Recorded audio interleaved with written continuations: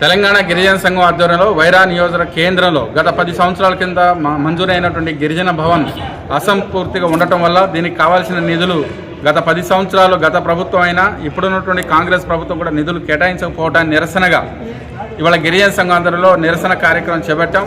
మేమే ఇవాళ గిరిజన సంఘంగా ఇవాళ నిరసన కార్యక్రమంలో భాగంగా మేమే ప్రారంభించాం నల్ల రిబ్బన్ కట్టి. ఎందుకంటే ఈ ప్రభుత్వానికి కన్నింపు కావాలి. గిరిజన సంక్షేమ శాఖ అయినా ప్రజాప్రతినిధులు స్థానిక శాసనసభ్యులైనా స్పందించి తక్షణమే గిరిజన భవన్కి నిధులు కేటాయించి మరమ్మతులు చేపట్టి దీనికి ప్రారంభానికి వెంటనే ప్రారంభించాలి. ప్రభుత్వం గిరిజనులకు అంకితం చేయాల్సిన అవసరం ఉంది. ఐటీడీ అధికారులు పట్టించుకోరు, ఎమ్మెల్యే పట్టించుకోరు, ప్రభుత్వం పట్టించుకోకపోతే నిరుపయోగంగా 10 సంవత్సరాల నుండి నిర్మాణంలో ఉన్నటువంటి బిల్డింగ్ రాబోయే ఇది ఎట్లా రోజు రోజుకి చూస్తూ ఉంటే చాలా దౌర్భాగ్యంగా తయారవుతున్నటువంటి పరిస్థితి.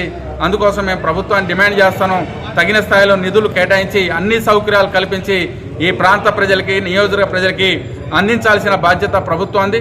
ప్రభుత్వం మరి నిధులు కేటాయించి మరామతులు చేపట్టబోతే రాబోయే కాలంలో గిరిజన సంఘం అన్ని సంఘాలను కలుపుకొని అవసరమైతే ఎమ్మెల్యే క్యాంప్ ఆఫీసును కూడా ముట్టడిస్తాం.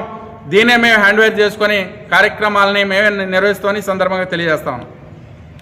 ఉన్న ఎమ్మెల్యే గారు కూడా గిరిజనుడు, ఆ గిరిజనుడు కూడా గిరిజన భవనం మీద ప్రత్యేక దృష్టి పెట్టి ఈ భవనాన్ని సరైన నిధులు కేటాయించి వెంటనే ప్రారంభించేలా చర్యలు తీసుకోవాలని చెప్పి కోరుతాను.